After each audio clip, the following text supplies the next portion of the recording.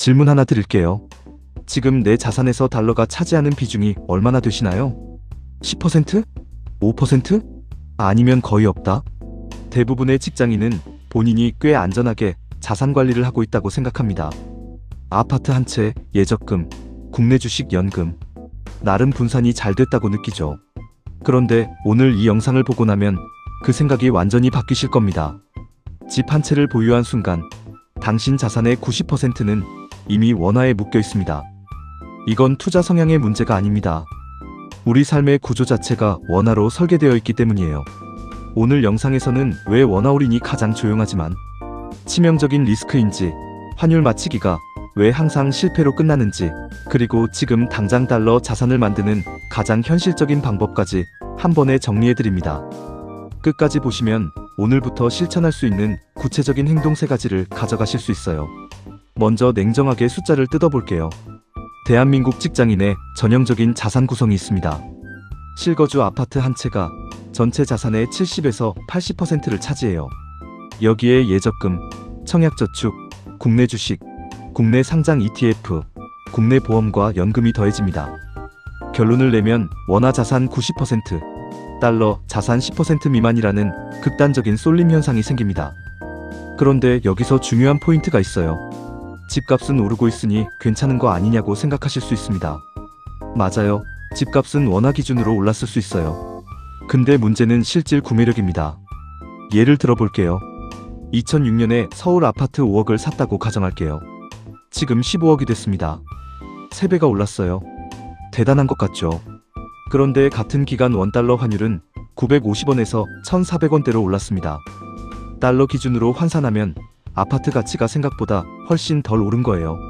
원화 자산의 숫자는 커졌지만 전 세계적 관점의 실질 구매력은 그만큼 오르지 않은 겁니다. 이게 원화올인의 함정입니다.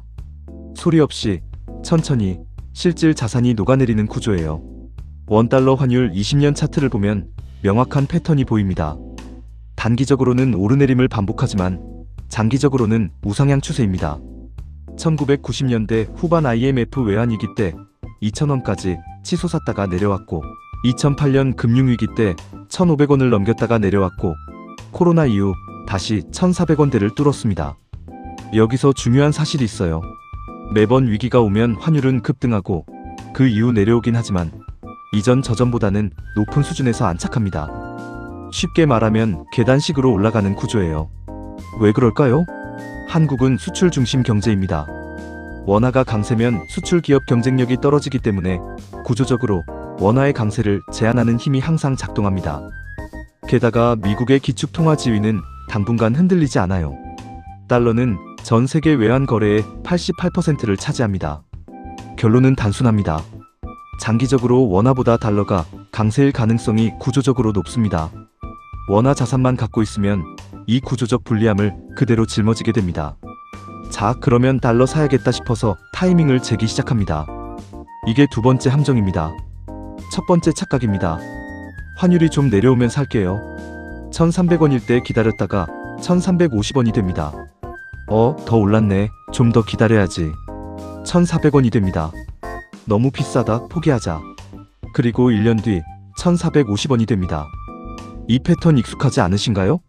두 번째 착각입니다. 지금은 너무 고점이야. 달러가 고점인지 저점인지를 정확히 아는 사람은 세상에 없습니다. 워런 버핏도 JP 모건도 모릅니다. 환율 예측은 전문가들도 틀리는 영역이에요. 그런데 우리가 맞힐 수 있다고 생각하는 것 자체가 착각입니다. 세 번째 착각입니다. 환율보다 수익률이 더 중요하다. 달러 ETF가 달러 강세 덕분에 원화 환산 수익률이 연 15%가 나오는 동안 국내 지수가 제자리 걸음을 치는 구간이 종종 있습니다. 환율 변수를 무시하면 이런 기회를 구조적으로 놓치게 됩니다. 환율을 맞히려는 순간 이미 실패가 시작되는 겁니다. 타이밍 예측을 포기하는 것이 오히려 더 나은 결과를 만들어냅니다. 이게 얼마나 심각한지 숫자로 보여드릴게요. 가정을 잡겠습니다. 자산 3억 원, 투자 기간 10년, 국내 자산 연 수익률 5%, 달러 자산 연 수익률 7% 환율 상승 효과 포함. 원화 100% 올인하면 10년 후 약 4억 8,800만 원이 됩니다. 달러 자산을 30%만 편입하면 나머지 70%는 국내 자산으로 유지해도 10년 후 약 5억 2,300만 원이 됩니다. 차이가 3,500만 원입니다. 같은 3억으로 출발했는데 통화 분산 하나로 10년 만에 3,500만 원 차이가 납니다. 그리고 여기서 환율이 장기적으로 더 오르는 시나리오가 현실화되면 이 격차는 훨씬 더 벌어집니다. 반대로 달러가 약세가 되는 시나리오에서도 분산 자체가 리스크 해지 역할을 하기 때문에 손실이 줄어들어요. 어느 쪽으로 가도 분산이 유리한 구조입니다. 이제 가장 중요한 파트입니다. 어떻게 해야 하느냐는 거죠. 제가 실제로 지키는 원칙은 딱 3가지입니다. 첫째, 환율을 예측하지 않습니다. 맞힐 수 없으니까요. 대신 매달 정해진 금액을 자동으로 달러 자산에 넣습니다. 환율이 1,300원이든 1,500원이든 상관없이요. 이렇게 하면 자연스럽게 평균 매입 단가가 형성됩니다. 환율이 낮을 때 더 많은 달러를 사게 되고 높을 때는 적게 사게 되는 구조예요. 둘째, 비중만 체크합니다. 저는 전체 투자 자산에서 달러 자산 비중을 주기적으로 확인합니다. 목표 비중에서 크게 벗어났을 때만 리밸런싱을 합니다. 환율 숫자를 매일 보지 않아요. 셋째, 자동화로 만들어버립니다. 월급이 들어오면 자동으로 일정 금액이 달러 자산으로 흘러가는 구조를 만들어두면 의지 없이도 달러 자산이 쌓입니다. 구체적인 방법은 3가지가 있어요. 첫 번째는 환전 적립입니다. 증권사 앱에서 매달 일정 금액을 달러로 자동 환전하는 방법이에요. 수수료가 거의 없고 가장 직접적으로 달러를 보유할 수 있습니다.